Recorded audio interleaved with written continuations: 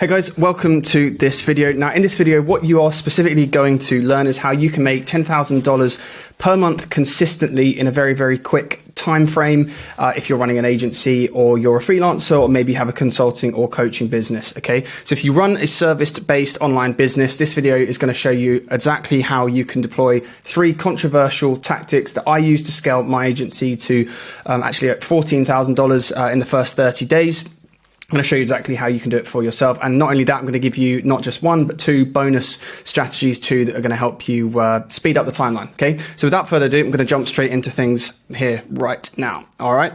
So first things first, 10K a month roadmap. Now I'm not going to get into whether 10K a month is a good amount of money to have with your agency. What we do is we solve high ticket client acquisition with our business acquisition partner.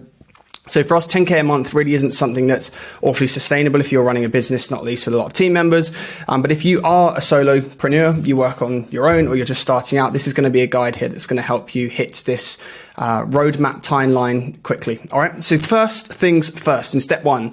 Okay. And now this is going to seem almost insane to say, but in order to make $10,000 consistently per month, you have to have a product or a service. Okay. Now you might be thinking, well, that's, ludicrous to even say out loud. Of course you have to.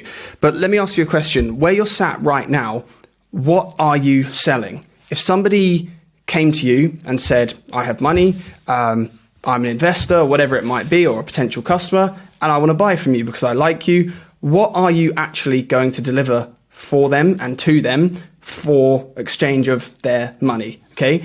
So if you can't answer that quickly, for example, we do email marketing for e-com brands, or I do B2B lead gen, or we do Facebook ads. You need to get to a point very, very quickly where you have something physical and tangible in a kind of metaphorical sense that you can actually make money from selling. Okay. So like I say here, that could be anything on the online service delivery front. It could be Facebook ads, short form content. It could be a program you've developed, whatever it might be.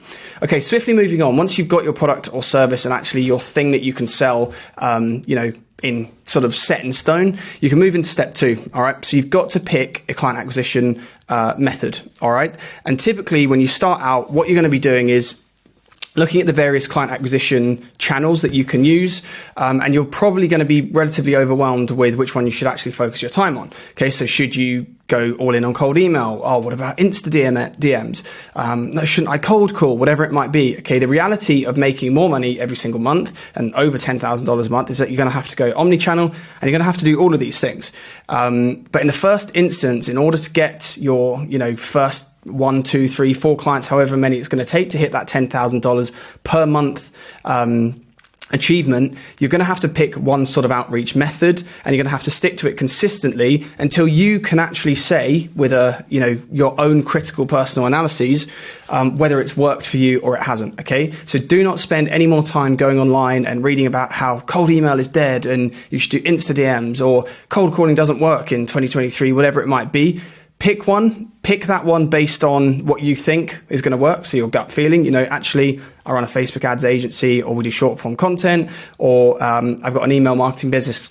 We need e-com clients. I'm going to try and find the decision makers, the company directors, and I'm going to cold email them. Okay. Stick to it, do it enough, throw enough volume at it, to be able to draw your own conclusions from what you've actually done yourself. Okay. So stop listening to other people, pick an acquisition system, and go all in on it. Okay. Once you've found some success or you've found failures and you need to pivot, then you can start introducing other channels into your efforts there. Okay.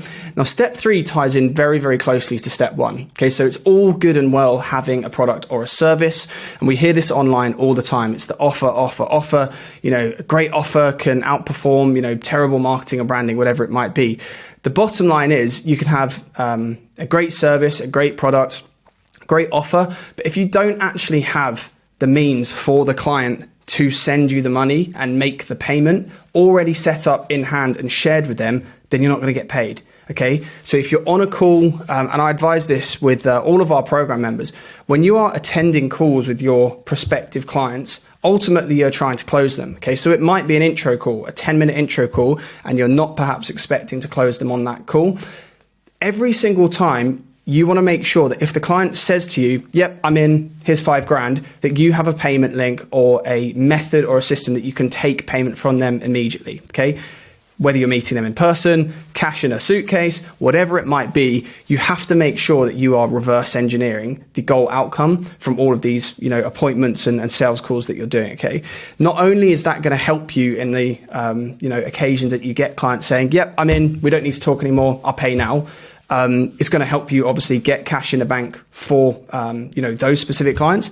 But having a payment link in hand puts some material legs to the deal that you are trying to do with your prospective client. Okay.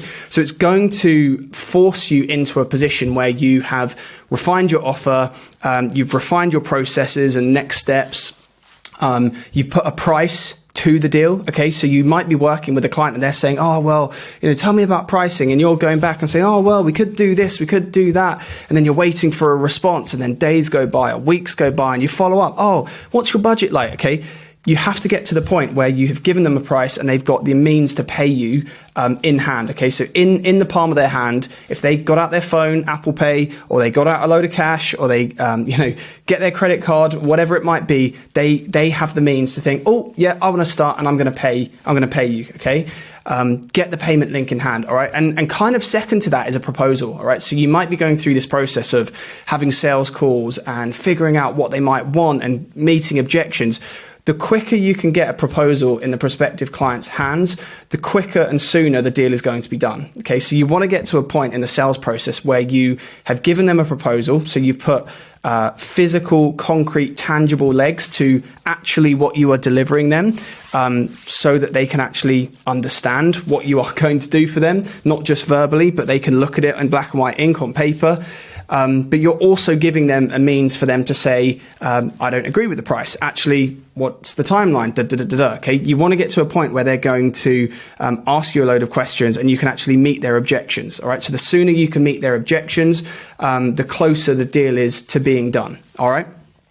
So bonus point number 1 here links into step number 2, okay, and 3, of course, but is follow-up. All right, so specifically beneath follow-up is speed to lead and omnichannel, okay? So what speed to lead means is that if you are running campaigns on Instantly or you are sending DMs or whatever it might be, and a prospect has come back to you and said, oh, great, yes, 3 p.m. next Monday looks great. Don't think that you've got the appointment in the bag. Don't get all hyped up that you've potentially got a new client you're about to close.